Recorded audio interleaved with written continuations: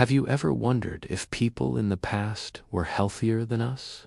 Let's take a trip back in time, not to a king's court, but to a humble medieval farm. Imagine a farmer, let's call him Thomas, waking up with the sun. His life is tough, no doubt, but is it possible he was healthier in some ways than many of us are today, despite all our modern medicine and technology? It sounds crazy, but let's look at the evidence. Today, we're facing a global health crisis. Metabolic syndrome, type 2 diabetes, obesity, these conditions are skyrocketing. We have access to more food than ever before, gyms on every corner, and endless health information at our fingertips. So, what's going wrong? The answer might lie in the simple, rugged life of someone like Thomas. Let's start with his breakfast. Thomas isn't grabbing a sugary cereal bar or a frappuccino. He's eating a bowl of coarse oat porridge, maybe with some foraged berries, if he's lucky. Or perhaps it's a dense, dark rye bread with a slice of hard cheese. This isn't the fluffy, white bread we know. His bread is made from whole, stone-ground grains. The fiber content is off the charts.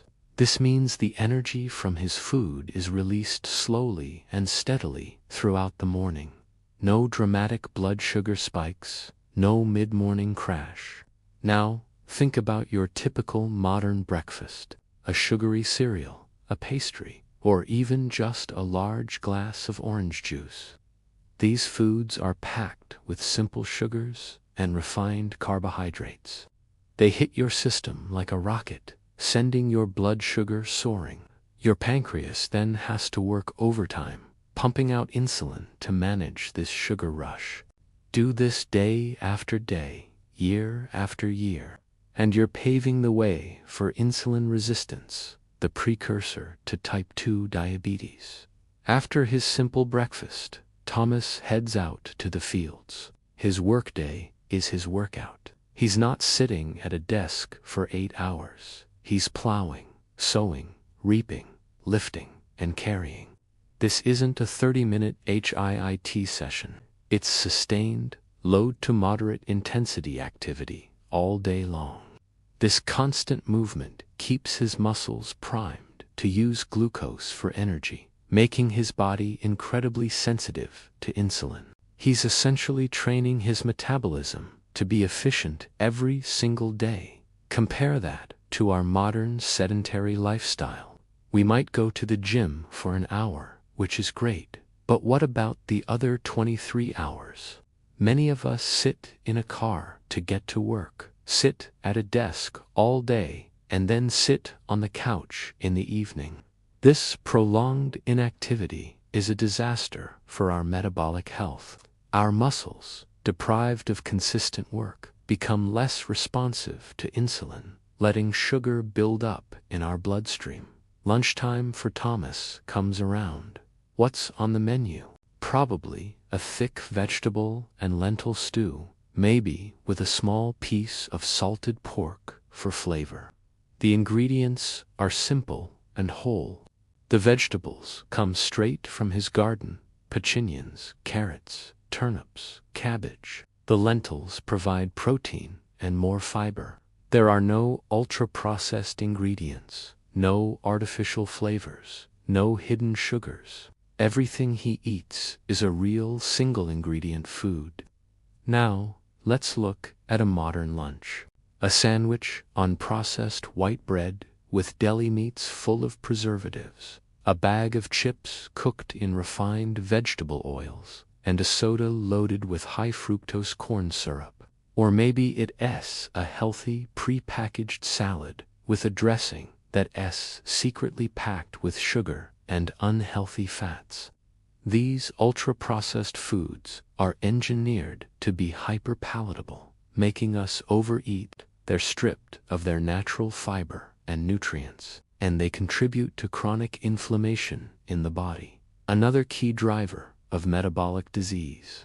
One of the biggest differences is the sugar. For Thomas, sugar was an incredibly rare and expensive luxury. maybe a tiny bit of honey a few times a year. His palate wasn't accustomed to intense sweetness. For us, sugar is everywhere, and not just in candy and desserts. It's hidden in bread, pasta sauce, yogurt, ketchup, and salad dressings. We are consuming, on average, exponentially more sugar than any human in history ever did. This constant bombardment is what exhausts our metabolic system. Let's also talk about the food environment. Thomas couldn't just pop down to the corner store for a snack. If he was hungry between meals, there were no options. His body naturally adapted to periods of fasting between meals. This gave his digestive system and his insulin response a much-needed break. This intermittent fasting, which is now a trendy health practice, was just a normal part of life. We, on the other hand, live in a world of constant food availability. Vending machines, 24-hour drive-thrus, delivery apps. Food is always just a click or a few steps away. We're encouraged to snack throughout the day, never giving our bodies a rest from digesting and processing food. Our pancreas is constantly on call. As evening falls, Thomas finishes his work in the field. His dinner is likely similar to his lunch: more stew, more dark bread, simple, repetitive, but nourishing. As the sun sets, his world goes dark. There's no blue light from screens, no TV, no smartphone, no laptop. He might sit by the fire for a bit before going to bed early. This alignment with the natural light-dark cycle is crucial for regulating circadian rhythms, which in turn play a massive role in hormone regulation, including insulin and cortisol, the stress hormone. Our modern evenings are filled with artificial light.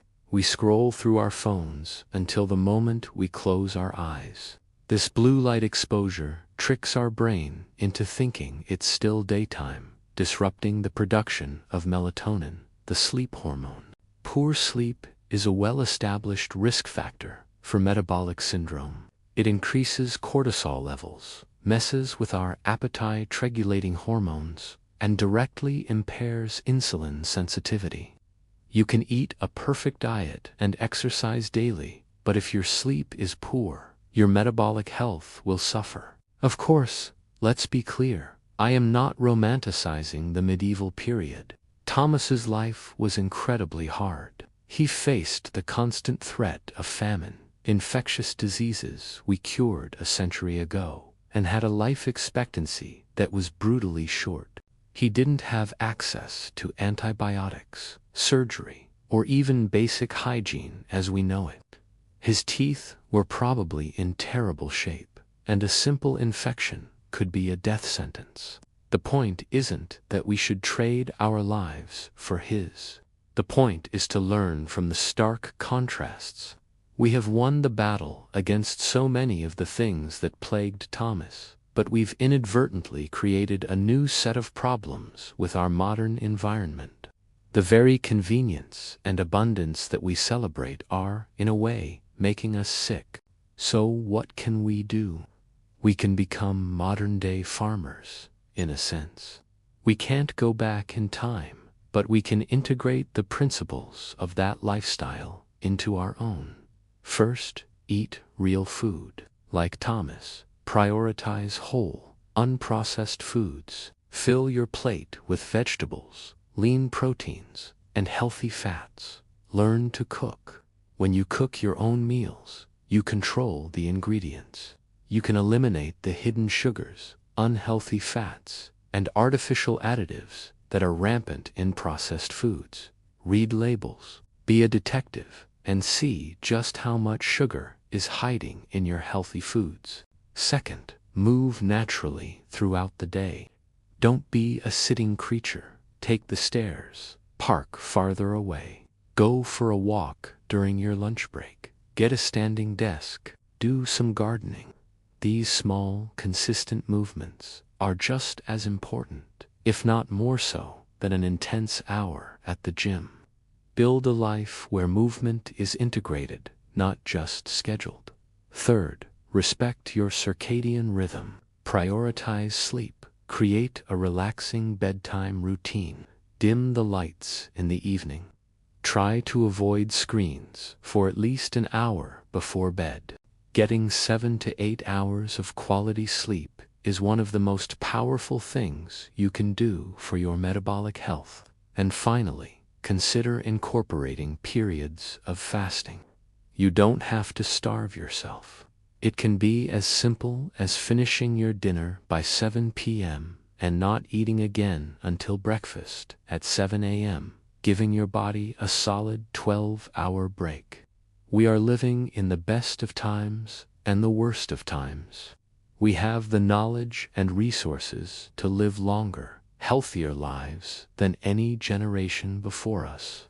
But to do that, we need to be conscious of the pitfalls of our modern world. By looking back at the simple, rugged life of a medieval farmer, we can find timeless wisdom to help us navigate the challenges of today and reclaim our metabolic health. Thanks so much for watching. If you found this interesting, please give it a thumbs up and subscribe for more videos on health and history. See you next time.